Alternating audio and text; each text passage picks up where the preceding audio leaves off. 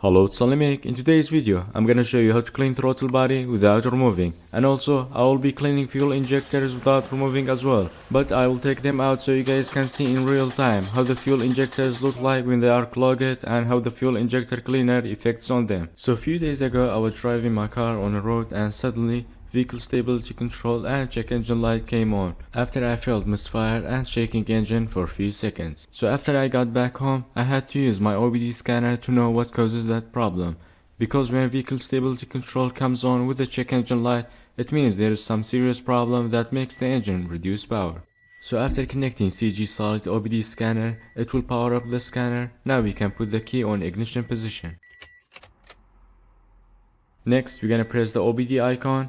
It's gonna take some time to scan, and the red light comes on when you have a problem with the engine. It already tells us that we have one error code. Let's find out what it is. The code is PO303, cylinder number 3 misfire. I'm expecting to have clogged fuel injector because I have replaced spark plug before not long ago, and the car not that old to have failed ignition coil. So I will be using AUTOOL Cleaning Kit. You can use this kit for cleaning fuel injectors, throttle body, intake valves, and many more. And I will show you how to do the same procedure without using this kit as well, because using this kit needs compressed air, so not everybody has a compressor at home. Here you can fill the canister with cleaner, whether if it's fuel injector cleaner or intake cleaner. Compressed air connected here, and you can adjust the pressure with this knob. If you have a garage and working on your car just like me, definitely worth to buying this kit. So the first thing I will do, I'm gonna attach this nozzle to the canister hose and it will replace it after mass airflow sensor, clean the throttle body, intake valve and fuel injector tip from carbon buildup, but not inside the fuel injectors. Let's hang the canister under the hood. So for the cleaner, I will be using seafoam. It's safe for throttle body and the fuel injectors. Never use harsh cleaner for throttle body like carb cleaner or a choke cleaner. Otherwise you will damage it and you have to replace it or reprogram it sometimes. So I'm gonna be using half of the seafoam for cleaning intake and throttle body, and the other half I will save it for cleaning fuel injectors. As I mentioned before, I will be attaching this nozzle so it sprays cleaner constantly to clean throttle body and the intake valves as well. Alright, connecting the shop air. I regulate the pressure on 30 psi. You can go up to 60 psi as well, but I wanna have more cleaning time. If you open the lower valve, this is how the spraying pattern looks like with the 30 psi. It will take about 5 minutes to finish the seafoam. Next, I'm gonna remove the filter box rubber boots, insert the nozzle and put it back again. Make sure to tighten back the clamp, otherwise you will have vacuum leak and get more error codes. Alright, let's start the engine.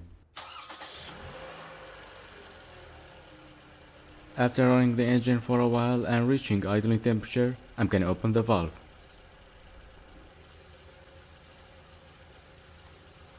So I'm gonna let the car idle till it finishes all the cleaner. It will loosen up all the carbon buildup on the nozzle tips. So while the engine running on cleaner, I will explain how to do the same job without using this kit. You can get a seafoam like a spraying can.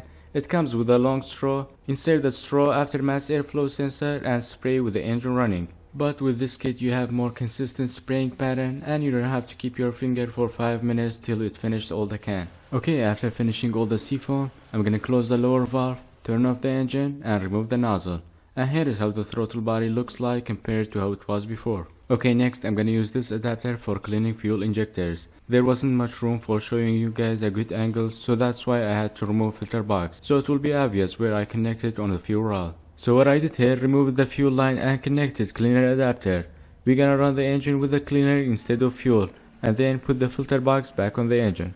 Next I'm gonna remove the shop air, depressurize the canister and then filled again with seafoam for cleaning fuel injectors.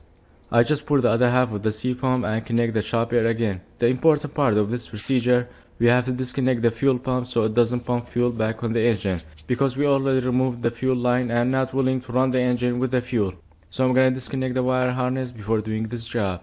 For most cars you can remove the fuel pump fuse, but on Toyota Camry, fuel pump fuse is responsible on fuel injector power as well.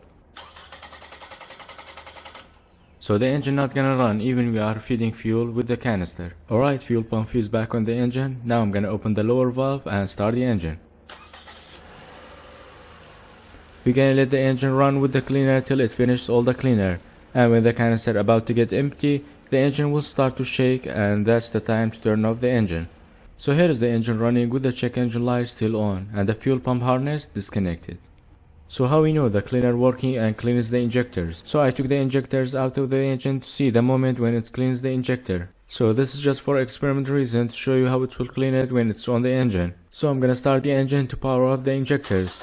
The car obviously not gonna run, but you will be able to see how the faulty injector working and how it gets better after the cleaner comes out and dissolve the carbon. So I'm gonna let the engine run with the cleaner till it finishes all the siphon. You can do the same procedure without even using this kit. You can make a DIY adapter and connect the adapter on a carb cleaner and run the engine with it. I have a detailed video about that. I will put the video in the description box below and YouTube card if you wanna check it out. The last thing I'm gonna do, I'm gonna zero out one of the trips and drive the car. Let's see after how many kilometers it will turn off the engine light without using OBD scanner and erase the code. Alright, it's been after 56 kilometers. Engine light and vehicle stability control turned off without using OBD scanner and erasing the code.